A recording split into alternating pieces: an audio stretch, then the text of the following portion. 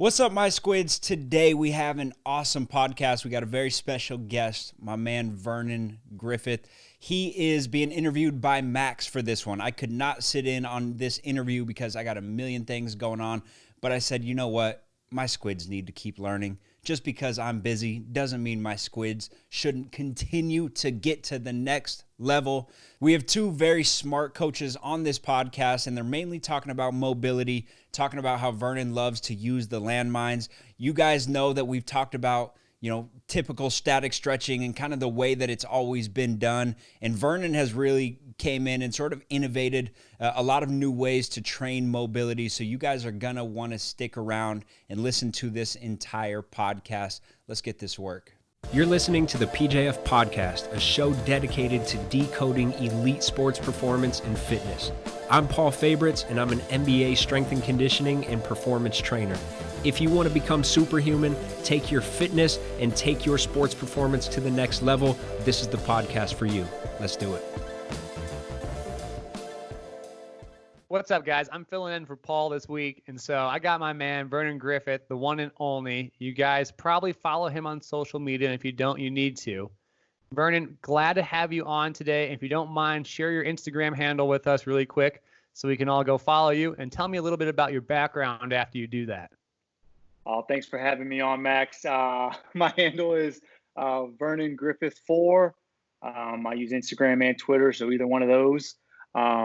Man, good to finally catch up and talk about, talk on the podcast. A little bit about myself. Oh, I hate talking about myself, man. Let's fast forward it real quick. I really love traveling. Really love adventuring. I have 2 kids. Been married for quite a while, too long, as you would say. I'm joking. But yeah, man, that about wraps me up. Been coaching for quite a while. I've owned my performance center that I'm at now for a little bit more than 5 years. Before that, I was in the military for a little bit. Worked primarily with military, active duty, retired, as well as high school, college, a couple pro athletes. Gotcha. So for those of you on social media, you might have seen or stumbled across some of Vernon's very popular exercises. Now, he did not invent the landmine, despite what people may think, but he's a large proponent of it. And Vernon is a guy who, I don't want to steal his terminology for him, but it involves exploration like he had just mentioned. So first and foremost, talk a little bit about your theory that is the exploring aspect and what led you down to using the landmine so often, not often, but maybe as a tool that other coaches don't use as much. I mean, the exploring the thing, it just started out as something fun, man. It was something cool. It started being collaborative with my athletes, with the guys I work with, and it just almost became like, I don't want to say a philosophical thing, but we're exploring the concepts of training and movement.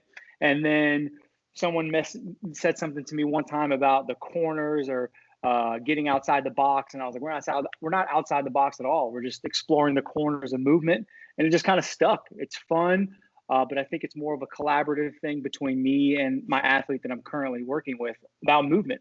Asking them where they feel something. Hey, try this. What if we did this? What implement this?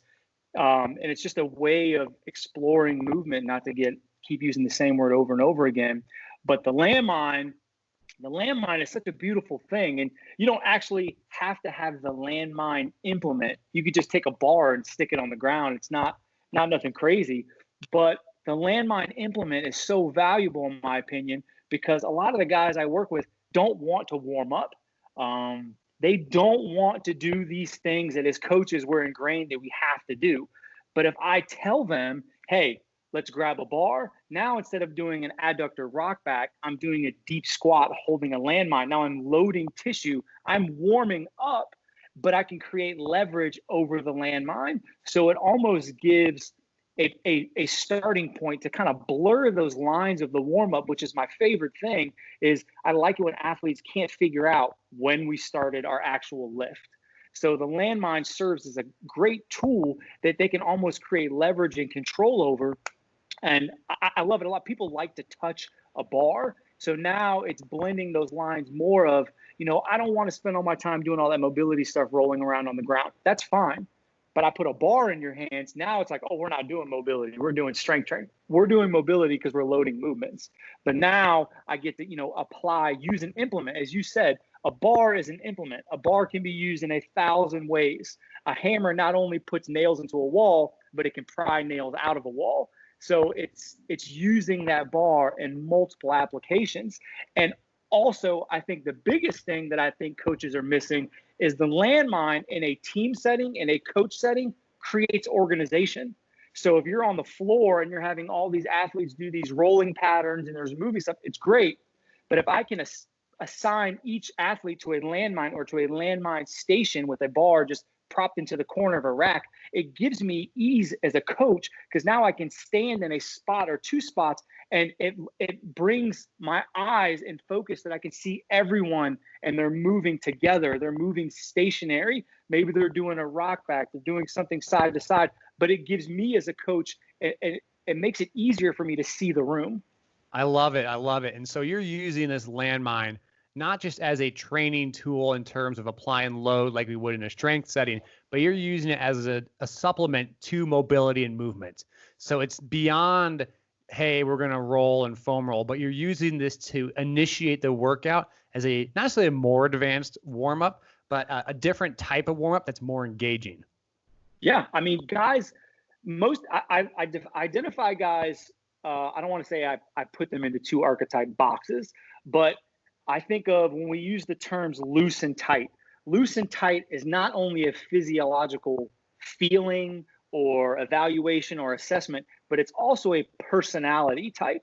So I have guys that are very loose guys and guys that are tight guys that want to roll around on the ground. They like jujitsu, so they like to do the shin boxes. They like to do all this stuff. And I have guys that are tight that don't want to do that stuff. They want to get right to the rack. They want to squat. They want to bench. They want to do that.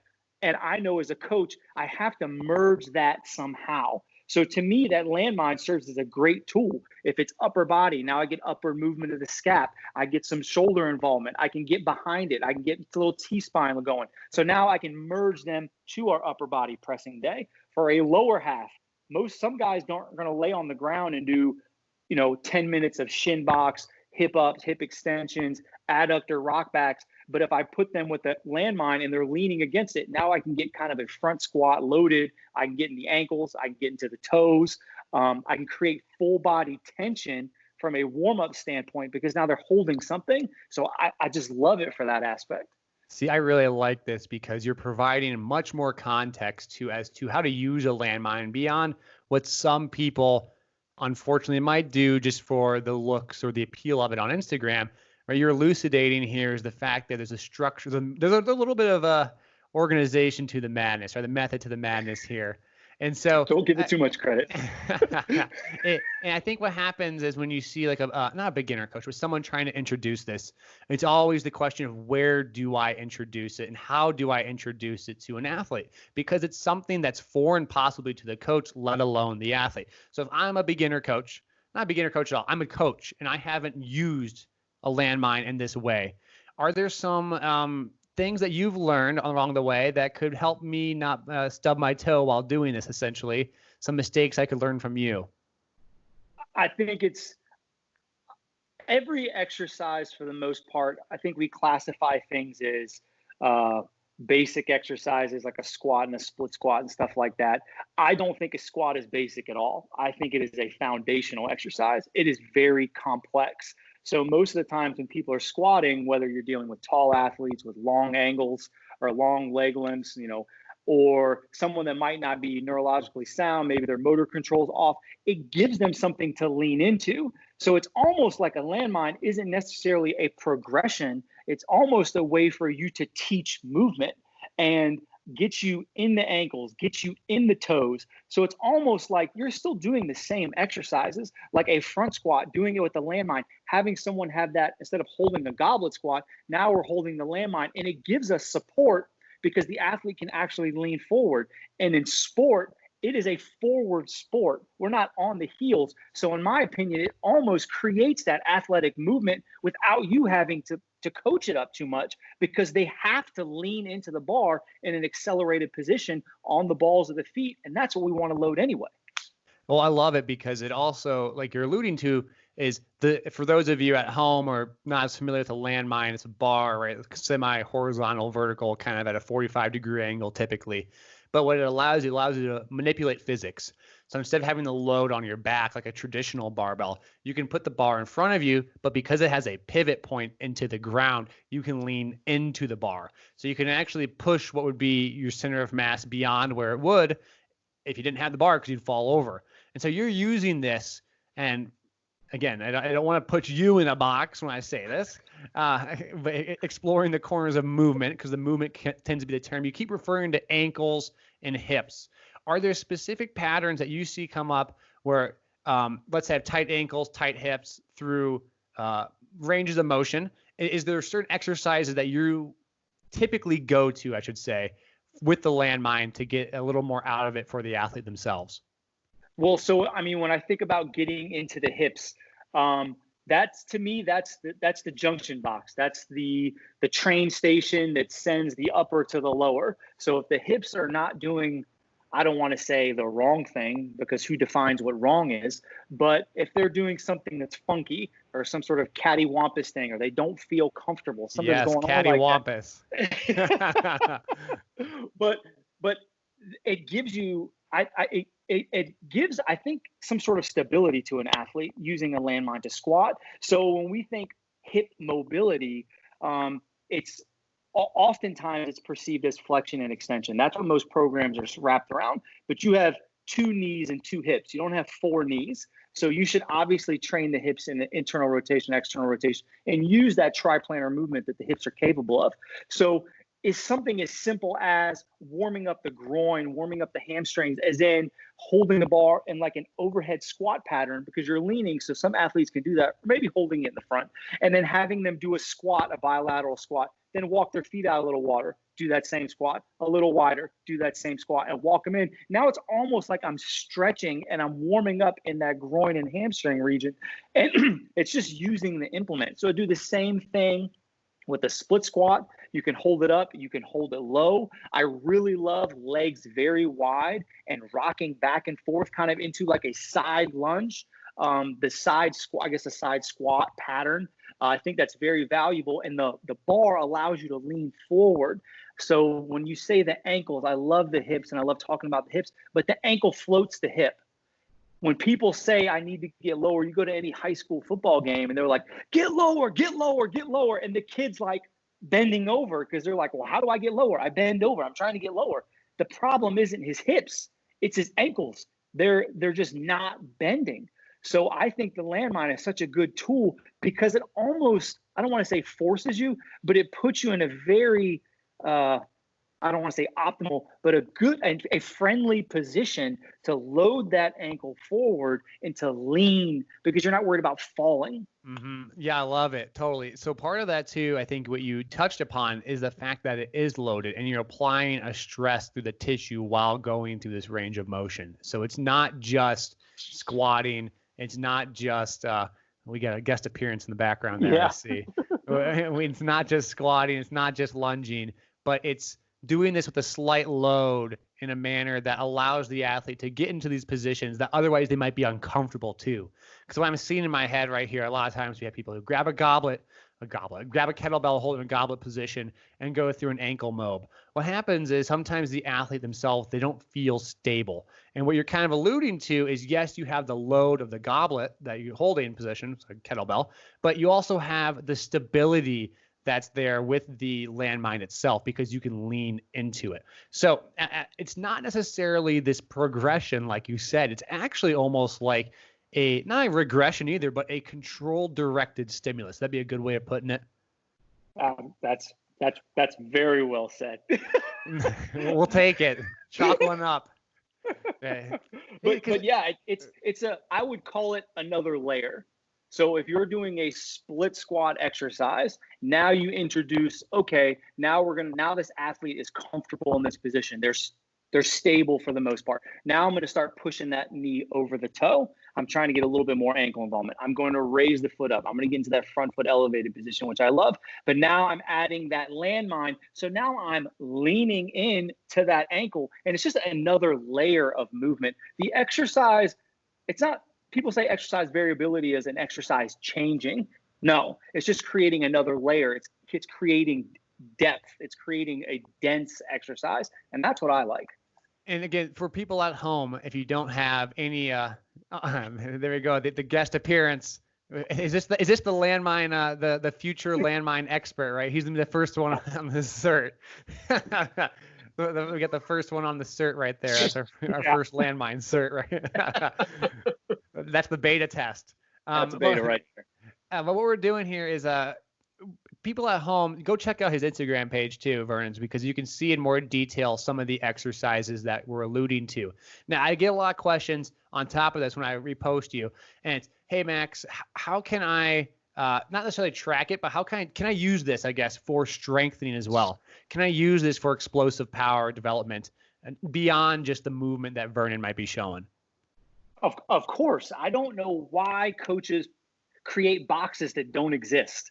It's almost like, oh, well, I can't do that with that. That's against the rules. No one said there was a rule. There's no reason you can't load a landmine heavy. There's no reason you can't move it exceptionally fast. It is an implement. It is a tool, no different than a medicine ball, no different than a bar that's horizontal. God forbid we turn it this way and now, everything's off the rack. It's just an implement. It's a way to load tissue, to create a stimulus for us to adapt to. And our possibilities are endless.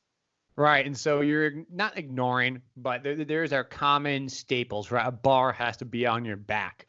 We have to have 2 feet on the ground when we squat. But what you're saying here is forget the notions that we think we know, or things that have been perpetuated because they're common, and start to look at the problem and finding a solution. And so in your case, you say, my ankle, my hip, my knee, my groin might be tight.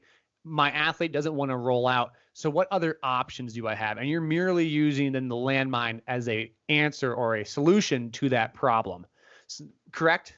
Yeah. What do people, if you hand someone a foam roller, what do they think? They go, whoop, guess we're not doing none today. They instantly check out. They go, here we go with the foam roller. Guess we're just rolling around. But the second you let someone touch a bar, they're like, oh, okay. This is cool. This is, I love touching bars. This is nice. No, we're just warming up. No one said you couldn't warm up with a bar. No one said that. That does not exist. But as coaches, we go, nope, can't do that. Why not? I want to take a quick time out to mention that this podcast is sponsored by Edge U. This is our brand new educational platform for trainers and coaches. We make your life easier. We send out a weekly review of studies, recent studies that we feel like you should be aware of. But we don't only just include the studies, we also give a brief breakdown of what you need to know from those studies so you can pack in more information into your brain with doing less work, which is very important for coaches and trainers. This is also the platform where we put our presentations. So the presentations that people pay hundreds of dollars to come see, we put it all up on EdgeU. We have shorter videos, we have articles, we have things like a book club, and we also have a forum where we can communicate and go back and forth, and other trainers can connect with each other. Max Shmarzo and I have put a lot of work into the EdgeU platform, and we really believe if you're a trainer, a coach, or you're trying to get into this industry in the future, EdgeU is going to significantly help you take your craft to the next level. Yeah. So on top of that, it's an interesting concept because you mentioned this mental side where an athlete, when they get the bar, there's a little bit of respect to it. It's beyond a foam roller. People literally will throw a foam roller around like at each other, messing around, and foam rollers don't carry the respect the bar does. I've definitely hucked a foam roller at a person or two in my life. Of course. When you get a bar, there's a level of integrity to it, right? There's a level of respect. And so do you see athletes being more engaged and taking more ownership in the mobility aspect of it when you give them that bar? Yeah, of course. It's almost like it ties in intent, like they're engaged. Watch an athlete go, if you have a designated warm-up area, watch their a capacity to focus, to be engaged, and then watch that comparison happen when you walk them over to a squat rack. What happens if you just instantly start on the platforms? No one says you have to warm up on the turf. If I can warm up on the platforms and just experiment with your guys, I started doing it with that guys that didn't want to do like these warm ups that I typically would do with people. And I'm like, hey man, straight to the platforms. They're like, what? We're gonna get right after it? And I'm like, hell yeah, man, we're getting right after it today. And they're like, fuck yeah, let's go, let's lift, let's go. We didn't. All we did was, I think there's more out of it because now I'm actually loading tissue, which is getting the response that I truly want. But at the same time, they're like, man, I get to skip my warm up today. We're gonna get right after lifting. That's so special in my opinion, to blur that warm up and to make people feel like they're lifting. Like, athletes are not fragile. Like, they want to touch weights. They want to touch medicine balls. They want to touch barbells. They want to touch things. They want to feel strong, athletic, all the confidence, all the stuff that comes with all that. And if you can give them a bar and let them feel the knurling, let them feel the coldness of the bar, they're like, man, this is awesome. This is training. No, it's not. I mean, yeah, it is. But this is me getting my warm up, loading mobility, stressing the tissues, getting you engaged, getting tension around a movement before I get to what I want to. It's really interesting because coaches like us, who are anybody in the strength field, we love lifting weights. But coaches, like most coaches, I shouldn't say everybody, we don't really warm up. Like, I'll be honest with you. Like, I don't go to the gym and be like, oh, because you get kind of juiced. It's time to go. You're in the gym. Let's make it happen. And then you don't want to get in there and be like, all right, 15 minutes of rolling. Like, yeah, I had my coffee. I got my hour-and-a-half window. I'm fed up with today. I'm going to go make things happen. And for some reason, like, we're taught in books that we have to do this warm-up. We have to do this warm-up a certain way. But we ourselves never warm up that. If you ask me what I do for a warm-up, I skip, I jog, I'll lift. What my lift is, light. I'll do it a couple of times. I'll maybe jump, and if I got a little kink, I'll shake it out, and we're off to work. And I don't know why we don't treat athletes, at least to a certain extent, like that. It's wild, because I can't remember. I've said that to so many coaches when they're like, well, I just don't understand where this would fit into a warm-up or whatnot, or I don't, I have to do these 8 series of butt kickers and high knees and this. And I'm like, well, do you do that? Like, before you hang clean, what do you do? And they're like, oh, I go over to the bar, I deadlift it, I overhead press it, I good morning, I squat, and then I get my lats going, and then I'm good. Oh, so you didn't do 5 sets of butt kickers and broad jumps and this and that and windmills and T-spines and high knees. And they're like, oh, I don't ever do that. So either it doesn't have value, or you just don't have the time. So I think it's a lot of laziness. Like, God forbid you do something different than we've done the past 20 years. And there's nothing wrong with doing a dynamic form. There's nothing wrong with doing any of that stuff. But man, if you can give someone a new stimulus and show them that, I think it's so powerful. Especially from, like, again, that arousal state where you walk in the gym and you got your buddies there, especially in a team setting.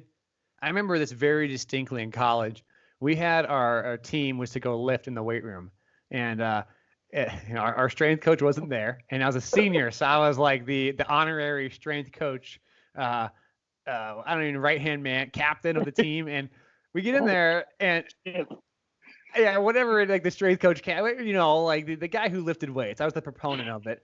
And so we get down there and we turn the music on and we just start lifting because we had practice. And we're like, man, screw this. Like, we're trying to bang this out in 15, 20 minutes. And if you guys want to do some buys and try to get it. And our strength coach walks in and he just rips us a new one. He goes, well, you guys, Max, have you learned anything? Like, you take my classes and you didn't even take them through a damn warm up. And we had the ladders in the other room clearly not touched. And all I could think about was like, man, I hate warming up. Like, every player on the team was like, no, we're not doing that. And there's a point, like, how much of a hindrance that become, because you go to the workout and you're like, I do not like this warm up and we got to spend 20 minutes doing this. Like, can I just work out and go home?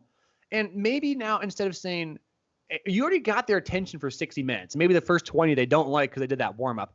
Now I take that 20-minute window. I've opened it up for this new stimulus. I'm actually going to get more out of training. Because if we honestly look at, I don't mean to bash people's warm-ups. I apologize. But like you look at it, like how much do you actually get? Here's a great question for you. What's the difference? And this is going to be like an asshole, so I apologize, everyone. But I've honestly You sound like this, an asshole. What? Yeah, I mean, I'm serious. A little bit of a serious question. What's the difference between a dynamic warm-up and not movement prep? That's different, in my opinion. Like a movement prep where you're going through the movement itself, like sprinting and change. Oh, I get that. Like absolutely. But I'm talking about like a general dynamic warm-up with some ladder drills and some, straight leg marching and some turn and twist versus running around in circle for 6 minutes. Like I get more warmed up. I had a team one time, and on the Fridays they played tag. Yeah. That was their warm up, and it was high school kids, and I was like, hey, on Friday, we're just gonna play tag for 10 minutes. We're gonna play freeze tag, and they absolutely loved it. And I was like, the coaches are like, Vernon, what the hell are you doing? And I was like, look at them. Then look how happy they are. And then we went to the weight room and we crushed it. And they were like, what just happened? And I'm like, just let them be kids. Like you're organizing things. You're putting so much emphasis on something that doesn't have that big of an outcome. It's crazy. It's really wild. I like Corey Schlesinger. I've watched some of his stuff in person, obviously, when I was at Stanford, and he gave a lot of ownership to the warm up. So, what do you need to do as an athlete? Like, let's take some ownership here, because then guys come in and will actually focus on an area. And I'm a big fan. Like, if we have guys come in, I'll write on the board what your mobility is in foam rolling, but I'm not taking you through it. Like, if you want to come in and get it done, awesome. If you're not interested in it, awesome. I'm still going to take you through your movement prep, and we're going to get your heart rate up and get some stuff going here. But I'm not going to make you sit here and foam roll for 15 minutes. And for some reason, like, the more we leave as if most coaches were somewhat athletes, and the more you leave that domain, the more you forget it is to be an athlete.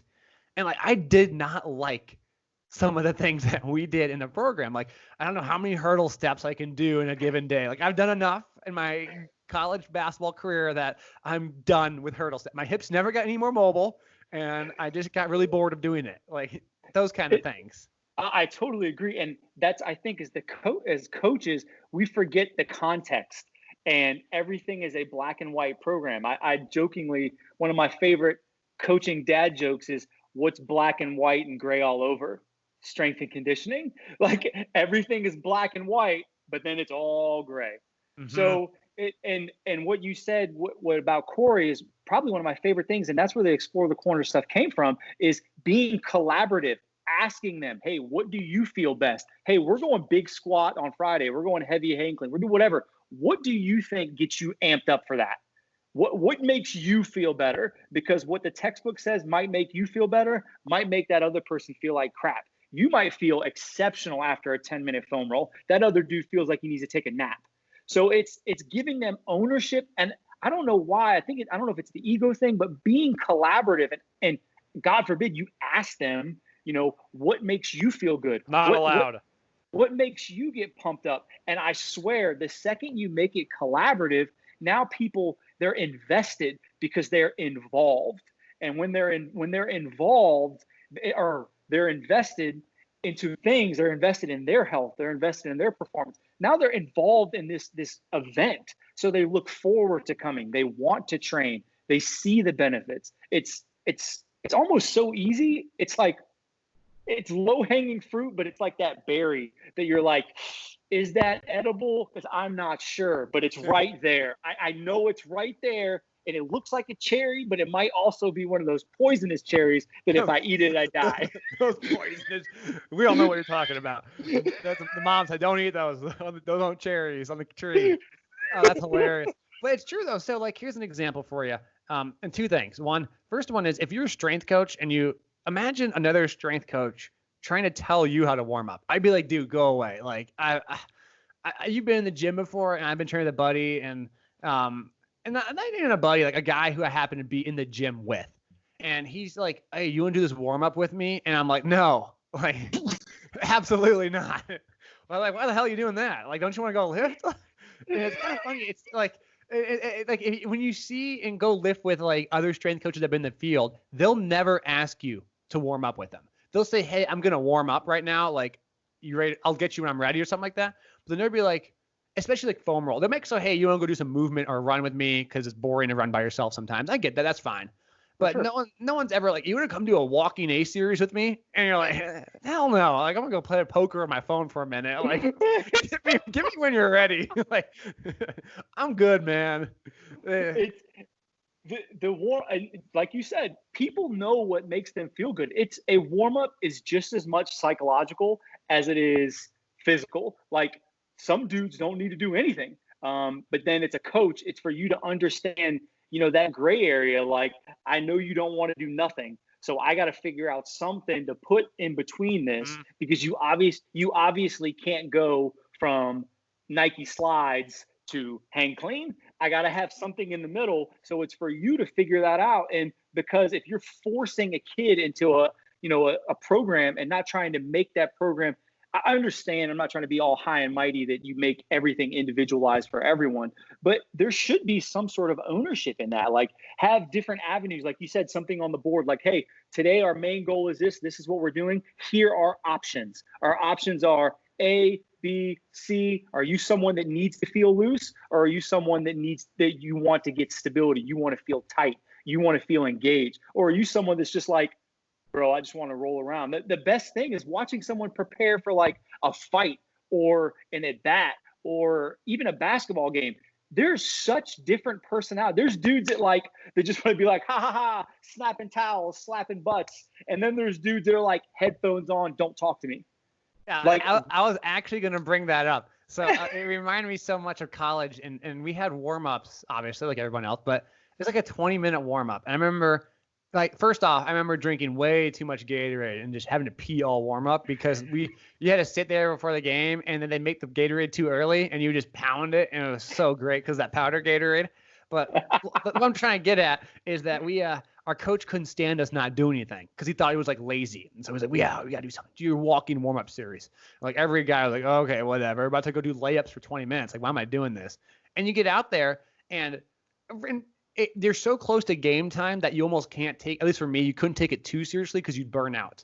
And like, you'd be like so focused for 30 minutes. So I remember our team would just shoot half-court shots in warm-ups. Like we'd all just like huck half. And like, if you were watching the crowd, you'd be like, who are these idiots? And the point was our team we were all seniors, like 9 of us were, and we're a pretty good team for being a little D3 school. And we knew how to play basketball at that point with each other, that any time over-analyzing ourselves, like in a warm-up, didn't do us any good. So if you sat there in a 20-minute warm-up, you'd start thinking about, oh, maybe my knee does ache. Or maybe this team we're playing is pretty good. But really it came down to like, we know what we're doing and it's time for us to go and let's go work. It reminds me of an example. So I was just talking to Steve Clark on Instagram Live. He's the MLS, he's an MLS goalie for the Portland Timbers. And I work with him in the off seasons on remote stuff and training. And he messaged me and gave a call during the off season. He goes, hey Max, I was wondering if we can make the adjustment to training. And I said, Steve, well, one of us is a professional goalie. And one of us is a guy who writes programs for the professional goalie. So one of us is probably a little more advanced than the others at their sport. I was like, if you want to make a change, you're more than welcome. He's like, yeah, I think can we go twice a week? And I was like, yeah, totally fine. But I'm just kind of curious, why? He's like, well, we're getting close to season. I'm getting kind of tired because I'm adding more skill work in it. And I said, well, Steve, like, I don't want my training to ever not let you do your professional goalie skill work. And what's interesting is like, oh, really? I'm like, yeah, dude, this is a collaboration. I said, I can't pretend to know how to be a professional goalie. I am not a professional goalie. You are. And so if you need what you need, let's make that happen. And all of a sudden that got a lot more buy-in on the areas that we actually work. So we worked twice a week, but we worked really hard on those days and he was fresh and ready to go. It's like you mentioned, let's have some communication and collaboration with our athletes within a framework itself. My favorite thing to say when coaches can't grasp this is like, coach is a verb, like coaching, like it's a coaching. Without an athlete, you are not a coach. Sorry. An athlete can athlete without you. You cannot coach. You cannot coach without them. So their input is, in my opinion, extremely vital. Maybe a little bit more on me in the private sector because I'm not saying I need to give everyone they want and be everyone's best friend and, never tell them the truth and whatnot, but they should enjoy it and they should feel a part of the process. It shouldn't feel. So glad you brought that up, because I was about to say, so in the private, I work, you and I both in the private sector, and we work with some Gen Pop, I'm assuming as well. You might, people who aren't necessarily current athletes, maybe former, just competitive people. And at the end of the day, you're there to help them. And so, for example, we go through like a battery of assessments in the morning, and one of my clients goes, "Yeah, you know what? We're not doing that today." And I said, "Yeah, you're right. We ain't." Because it's like, what battle am I trying to fight? Am I really trying to make sure he does a ladder drill, or do I really want him to goblet squat today and make sure his, let's pick and choose. And so I'm not saying, bend the knee to every person, but there are some things you really look in the mirror like, why are we doing it? And he goes, today I think I want to warm up on a treadmill for 10 minutes. And I said, yeah, me too. I think that sounds like a great idea. Because there's more to it, because maybe the person is stressed and they want to talk about what's going on in their life. And the treadmill, they're not moving anywhere. They can sit there and chat with you, and you build a rapport and a relationship, as opposed to being like, all right, no, sorry, we had Dynamic A ready for today in a soft tissue mobility series. I can't do warm up on a treadmill today, not allowed. And it kind of makes me laugh, because, this I'm only 1 hour in his life, right? I'm only 1 hour there, and he's got lots of other life going on.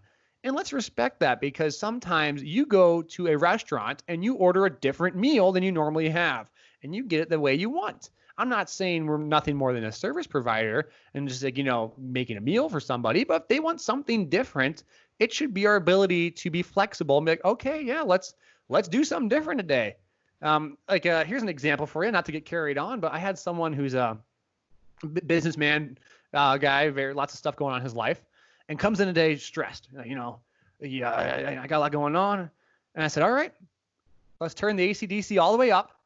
Let's get the sled out, and let's put you through hell and back, because that's what he wants to do. It's like, let's fit it into the grander picture, because he's stressed and he just wants to go. So let's make it happen. And what would you do? It goes back to what we said. If you are in that same position and you're like, man, I really don't want to work out today, but you know what? I know I need to. So they already did step one. Yep, they got there. Yes. They got there. So they're already invested. Now they're counting on you to meet them halfway. Like, if I drive myself to the gym, I go to my place and I'm like, man, I really don't want to lift, but I'm going to get there. And now I got there, like you said, I'm not warming up. I'm going to get right on the sled. I'm going to blast some gangster rap. Who, like, we got to stop trying to, like, put our thumb into people and, like, make it like, you got to fit into this. You have to do what I say. Who made those rules? Like, and I'm not trying to downplay psychology, and I'm not saying we're psychologists at all, but training is a very therapeutic experience. And especially in the private setting, and even my athletes that I work with, what is the purpose of training? It's to facilitate something greater, whether that's health, whether that's wellness, whether that's strength, power, whatever. But especially my younger athletes, what is it? Like 95% of them are not going to get paid playing their sport. So training should facilitate things that I think are important: confidence, working out, health, communication. And that's what the training session should be for. Like you said, I remember vividly, athletes that I've worked with and teams that I've had, and I'm in a group of 10 people, and I have other coaches that obviously work for me, and we're coaching together, and I see a girl that's literally on the verge of tears, and I've been like, hey, take the session. And I take her, and we went for a walk, and she told me about her boyfriend that just broke up with her and this and that. And we got more out of that talk, which set us up for the rest of our relationship, than we would have ever got out of 5x5 front squats that day. And it's absolutely, it's understanding, like, the context. Like, people are not robots. And the second you start thinking that way, like, Excel spreadsheets are great and they set the scaffolding for a training session, but understanding that sometimes those people are coming in, they are not robots that are rigid, that are like, hey, ready to squat today, sir? I'm here to bench. No, like, maybe, like you said, sometimes maybe they need more of a warm up. Maybe they need less. Maybe you need to dial it back that day. And hey, today we're just going to do active recovery. We're just going to move, but tomorrow we're going to get after it. And they'll be like, hell yeah, that's exactly what I needed to hear. You bring up a really good point too, because these are athletes in a different field. The number of us that work with strength athletes, I don't. Maybe you don't need like power lifters or Olympic lifters, people who are specifically for that. When they come in, that's their sport. You got to understand that the training session is not their sport. And like we can't hold them to the same accountability of if they didn't get their jump shots up that day. Right. And they might not look at that same priority. If it's up to them, and I'm a basketball player and I either can get my skill work in for 30 minutes or lift, I'm getting my skill work in every single time, because it's not going to be the lifting that gets me to that next level without the skill work. And so I think that's where we need to appreciate where we fit into the spectrum. If you're like, because what happens is we look at, and this is a kind of historical perspective, we look at all like the Russians and the Olympic lifting and all that stuff, and we say, oh, look, these people in track and field and strength weightlifting and then hammer discus throwing, all these great programs. And then we take it and apply it to athletes who have other sports they're doing beyond lifting. And we can't just take a track and field model and apply it to this other model where A, they're totally different in terms of what you might be doing, but B, in terms of the schedule and linearity of it. And so if you have the kid who comes in who had a bad day at practice today and didn't enjoy how his coach made him run extra, suicides or liners or what they're called, like the gassers, well, then maybe in the weight room, we just make it a little more fun. Like we're playing spike ball today or something. And go ahead. I like when I think of especially with young athletes and even with older people as well, training should be the release valve. It should be able to, I'm not trying to peg them out more unless that's the goal, over an overarching goal, but then also understanding that one training session that maybe you take it easy on within a 4-month cycle or 2-month cycle means absolutely nothing. And you don't lose anything. If anything, you gain, because that athlete's like, damn, I've never had a coach be like, hey man, how do you feel today? I feel like shit. Okay, well, you feel like shit. Let's spend a little bit more time moving. Let's see what we get up to. Maybe you actually can beat that thing and you feel better and we get to something. Fantastic. Or maybe we just get a bro session in and hit arms and shoulders. At the same time, you won because you showed up and you still did something. And to me, that's feeding what we should be instilling in these athletes anyway. Showing up, doing something maybe when you don't feel like it, but they showed up, and then still doing something positive, because wellness and exercise and health and fitness are things that they should be doing, for the rest of their life. This isn't just preparing them for the game this Saturday. They should want to do it. I can't tell you how many athletes I've talked to that I worked with and now they went on to college and they hate lifting. They hate it. They despise it. And it's not just necessarily the coach. It's just that, it's not fun. I'm not engaged. So now these coaches that are looking at these numbers and these percentages that are like, man, I got to hit this. I got to hit that. That number means nothing because that kid isn't trying. They don't care. They're not engaged. You can tell them all day that they should go to sleep earlier, but if they're not looking forward to going to that weight session in the morning, they're going to stay up all night playing Fortnite, and there's nothing you can do about it. So, but if they know, hey, I can't wait to get in there, it's going to be awesome. Coach is going to have music blaring. We're going to get after it. They might go to sleep earlier. They might actually eat breakfast because they're looking forward to something. God forbid working out be fun like that. I mean, it always should be fun, even as an adult. I'll go in there to work out sometimes and I feel great. And I'm like, you know what?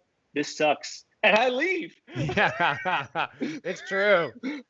Yeah, we leave workouts all the time and we blame our athletes, right? Sometimes I'm like, man, I ain't going in today. And go ahead. Well, one of my first mentors, Coach Ben Hilgert at Virginia Tech, fantastic dude. He helped me out when he had no reason to help me out, answered a phone call for me. And I'll never forget it was 4 or 5 years ago, this young coach, just as green as you can be, just opened my facility. I knew all the exercise and kinesiology stuff in the world. And I met him, and one of the first things he said to me was, I train football players. I don't train weightlifters. And I was like, that's odd, because, we're told the whole time in college that, strength and conditioning is number one, this, that, blah, blah. And he is a great coach. And he was like, they are athletes. I have to convince them and show them that weightlifting makes you a better athlete. If I don't convince you and show you that, you're not going to perceive weightlifting as important at all. I love it. Vernon. You brought some awesome points, man. We really appreciate you having you on. The wisdom is there, and I'm sure we're gonna connect again. For those of you listening, we're gonna have an exclusive portion, last 15 minutes of this conversation on Edge U.